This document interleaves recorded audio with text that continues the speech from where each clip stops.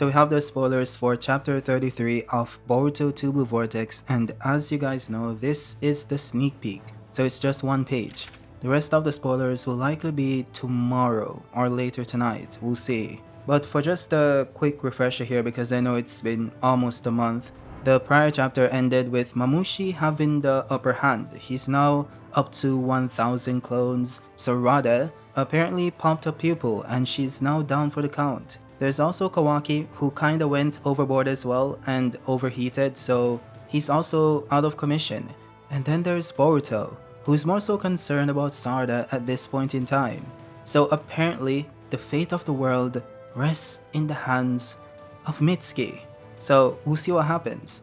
But when it comes to the spoilers here, I will say that I'm not gonna show the page itself because apparently they're now issuing copyright strikes for showing officially released sneak peeks.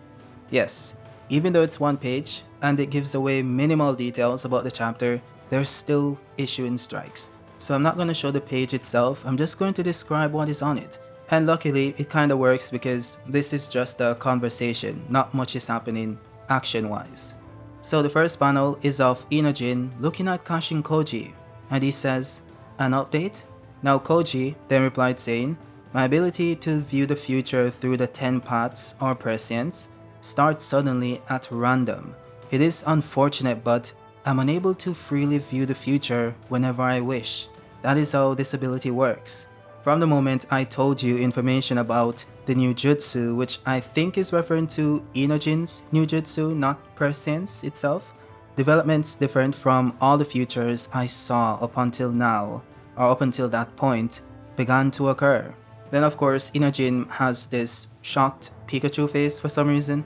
Then we get a panel showing Sumire and the model in the lab doing something, and Koji continues to speak. He says the resulting causes and effects were unclear, but Mamushi's arrival was a few days earlier than expected. The worst among the misfortunate effects was that his arrival coincided with the timing of Kobu's visit. So pretty much what he's saying is that, based on the futures that he saw before, this did not happen. It's either the case that Kobu arrived after the attack from Mamushi, so they didn't have the issue with Shikamaru being summoned mid-attack, which kinda disrupted the plan they had with Sarada initially, which is why he had to use plan B. So Kobu's presence actually did mess up the plan in that way.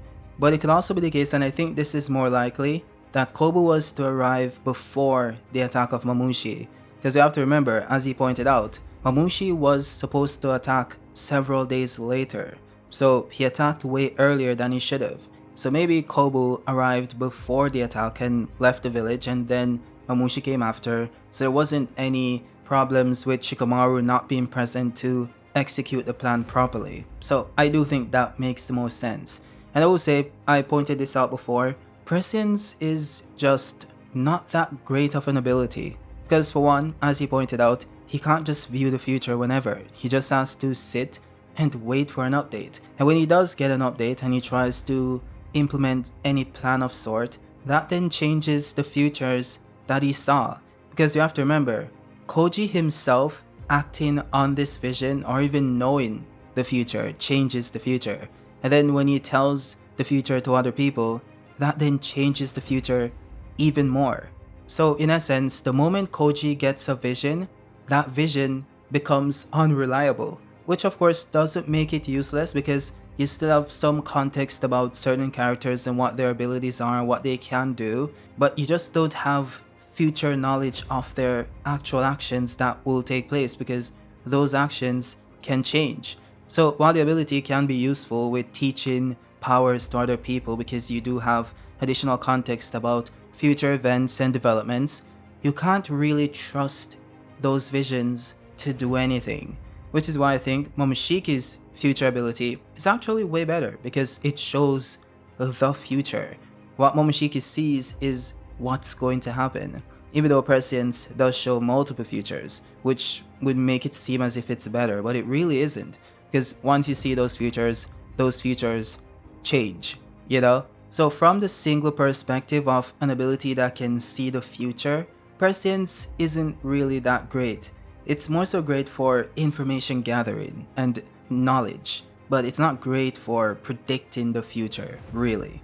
Now as for what's most likely going to happen in this chapter, I assume we're gonna get some conversations about Kawaki, because as I said, the last panel where he speaks about what happened with Mamushi and Kobu was spoken over panels of Sumire and Amado, which kinda seemed weird because the conversation had nothing to do with them. So I presume that's gonna phase into a conversation between the two of them about Kawaki and his current state.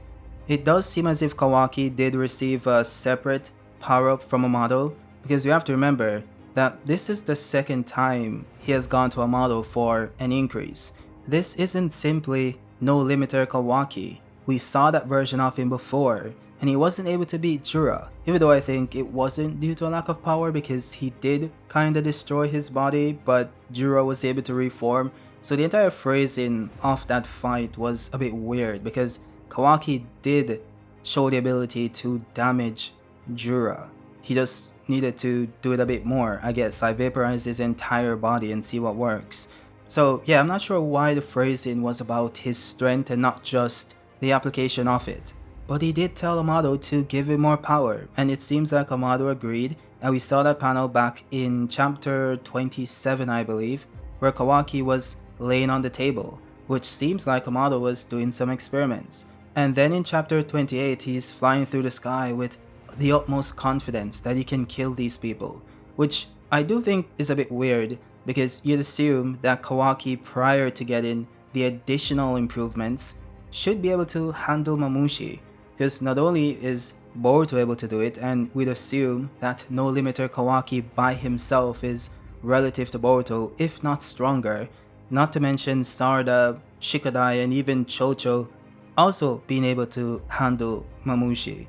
So I do think it's a bit weird that Kawaki went all out to the extent that he overheated, just destroying Mamushi, you know? And I know some people say Kawaki is now full Otsutsuki as stated by code, so he shouldn't have this problem anymore. And while this should be true, it really isn't. We know this since Kawaki clearly still has his cybernetic enhancements. That is what allows him to modify his body and shoot chakra blasts. That is what gives him enhanced healing and durability. In fact, Kawaki still had his cybernetic limiters up until just a few chapters ago, which means whatever Otsutsuki-fication his body underwent didn't overwrite those components. This is further backed up by the fact that Kawaki's eye itself is still a scientific ninja tool, which is why Amado is able to watch what he sees.